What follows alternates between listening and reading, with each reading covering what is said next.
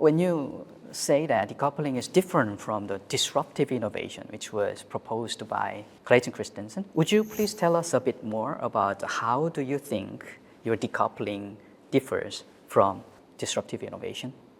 Innovator's Dilemma, in which Clay Christensen explained how technologies that start off as subpar of inferior quality, eventually over time they improve, and they take over the markets of the competitors that are using other technologies. When digital cameras came out, they were half a megapixel, 1 megapixel, and the quality wasn't that good. So if you compare the two, it wasn't that good. And when it started going from 1 to 2 to 4 to 5 to 10 megapixels, then we saw that this inferior technology in terms of the image was not only better or almost close to a film-based photo, it was much more convenient. So when that happened, it overshot the incumbent technology.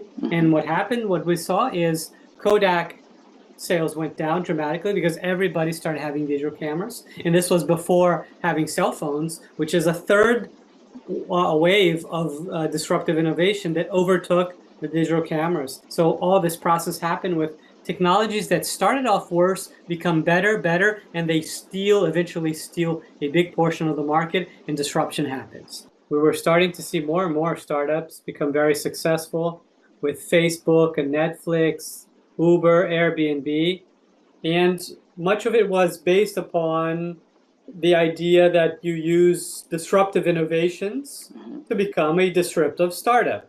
They never said, oh, we have this marvelous new technology that other competitors don't have. In many cases, they have off-the-shelf technologies, right? Uber started with having a GPS to put in a car, and that GPS costs $10, $20. Anybody can have access to it. Anybody could have created Uber. Many of them focus on other aspects, like a business model, and they focused on solving a customer problem.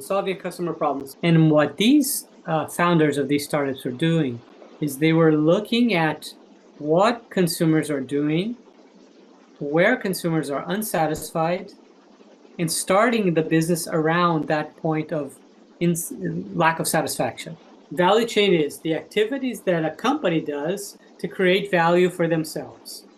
So, marketing, innovation, R&D, logistics, internal operations, external operations, all of these things were value chain activities. And then I thought, well, what if we flip the idea of Michael Porter from the firm's value chain to the customer's value chain? What is the customer trying to do? If I buy a Kodak film or a digital camera, I want to take pictures of special moments. I want to save them. I want to share them with other people. And so these are activities that I have to do. I have to figure out that I need a camera. And then I need to figure out, well, do I need a digital camera or do I need a film camera? And then I compare the brands. I need to go to the store or to the website. I compare. I choose one. I pay for it. I take it home. I learn how to use it. I use it to take pictures. I save these pictures on some form of media. I share these pictures. And these are all activities in my value chain and a scientific understanding of what the customer is trying to do and all the steps that the customer needs to go through in order to fulfill their needs.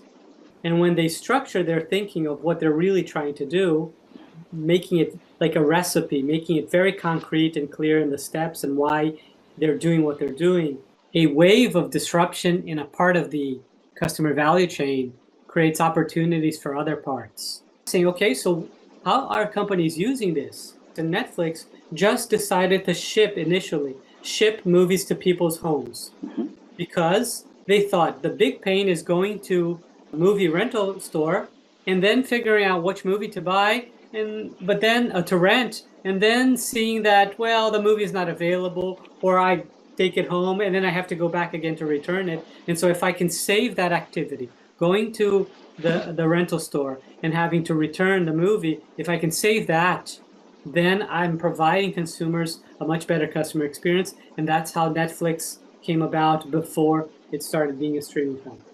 And so all these other startups focus on one or two activities in the customer value chain, and they decouple it, meaning they do it for their customers better, or they allow their customers to completely not have to do it with established companies. And by that process, consumers were much more better satisfied, and companies acquired customers fast and grew to disrupt established companies.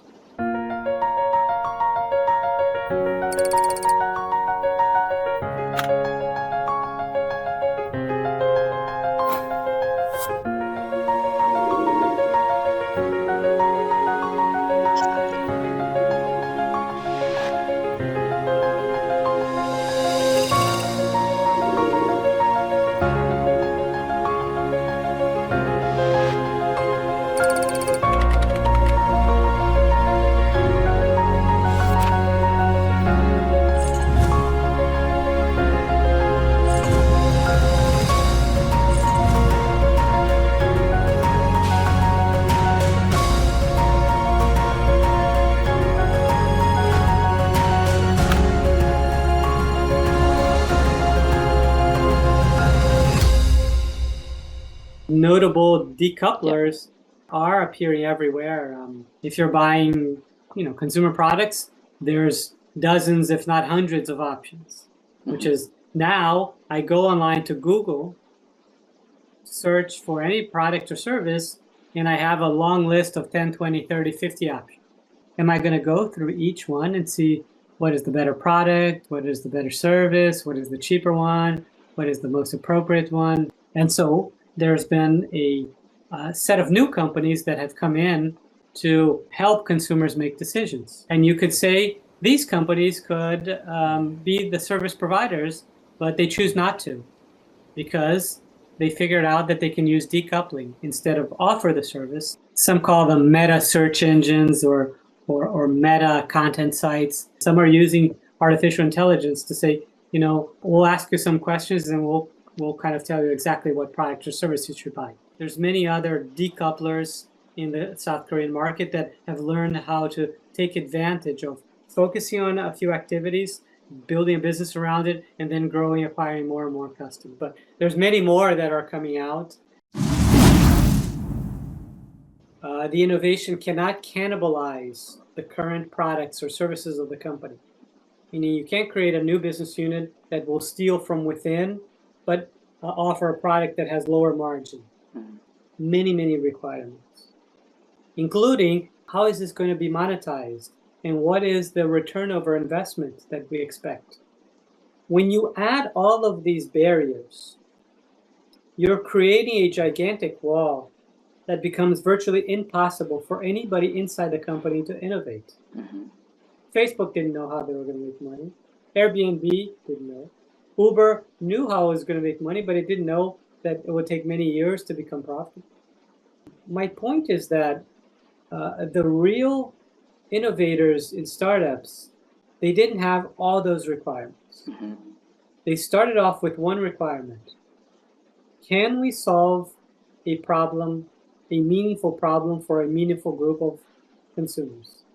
And then they start learning that they can solve it, and they try to solve it better. They grow, and one day they hope to figure out how to make money out of that. But even that's no guarantee. So what I tell large companies is, innovation is like a premature baby. You have to incubate it and protect it. You can't have too many requirements of the 7-month-old baby or 6-month-old baby. If you have all those requirements, you're never going to find an innovation like the startups are finding. All companies and managers, executives, they value their customers. But when you sit in a board meeting of major companies around the world, their major decisions are being made based on a few criteria. One, what are our competitors doing that is creating success for them? So they're focusing on the competition, seeing what the competition is launching of new products. The fast follower strategy is a competition-centric approach. What are they doing? Is it successful? Oh, shall we do it as well or not? Another approach that they do is they look at what they have of valuable resources. And so when they're thinking about new sources of revenue, how to grow, they're often saying, where can we add more bank branches or more stores or more cell phone towers? Because if we do that, we're going to grow our business, right? So companies, in general, they are firm focus. There are what I call in the book resource focus. They try to leverage their most valuable assets to grow. If you choose financial success or leveraging your resources or looking at the competition, what happens is that customer that you are always building for, that pays your bills at the end of the month, you're less focused on them. You have to be close. You have to try to understand them. You have to be incentivized to do it. It can't just be an exercise of, oh, let's do a little survey and see what they think about it. Working with companies, what I've been seeing are two approaches. One, I think will fail miserably, and the other one has a chance to succeed, but success is by no means guaranteed. The group that are failing are the group of executives and companies who are saying to their people, figure out a way to use Gen AI or LLMs. You need to figure out a way, figure out some use cases, come back to us with a proposal for where we can use it. That's a technology first, right? Not solving a problem, not solving a customer problem, but get that technology, learn how to use it, learn how to apply it, just apply it in something and come back to us with some results. That they might fail, not because something will go terribly wrong, but because they will lose a lot of time trying to plug in a technology in areas, departments, or workflow processes, which they will get only minor incremental improvements at best. Based on my work and my kind of really my philosophy, and always wanting to start with the customer first, trying to find the business problem first, and sometimes the business problem is a customer problem, understanding it there, understanding it deeply, the root causes of the problem, and then asking the question whether an AI tool might be useful to help solve this customer problem that we have identified. But if the answer is no, don't use AI.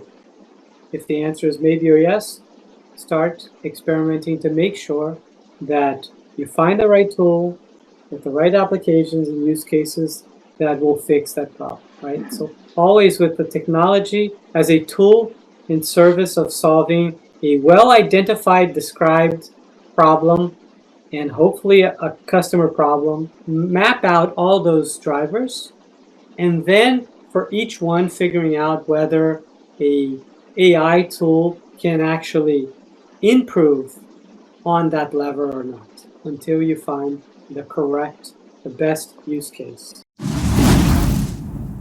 New future that is focused on much more services and less on physical industrial products. Intelligent services associated with physical products. So if you have a car, the intelligent services that are associated with the car will become more valuable to consumers. If you have an industrial piece of equipment, the ability to preemptively understand whether the machine is likely to break becomes more valuable to customers than the machine itself. Disintermediating channels to learn faster. Partnering to learn. They will need to partner with other companies to learn at a faster speed. They will need to give up a little bit of this top-down control and a culture of engineering first and be able to learn from customers, learn from marketers, the ultimate winning formula for the future, where there's so many new technologies, so many options that consumers have of what to buy, is companies need to focus more on solutions and less on products. Thinking from the point of view of consumer,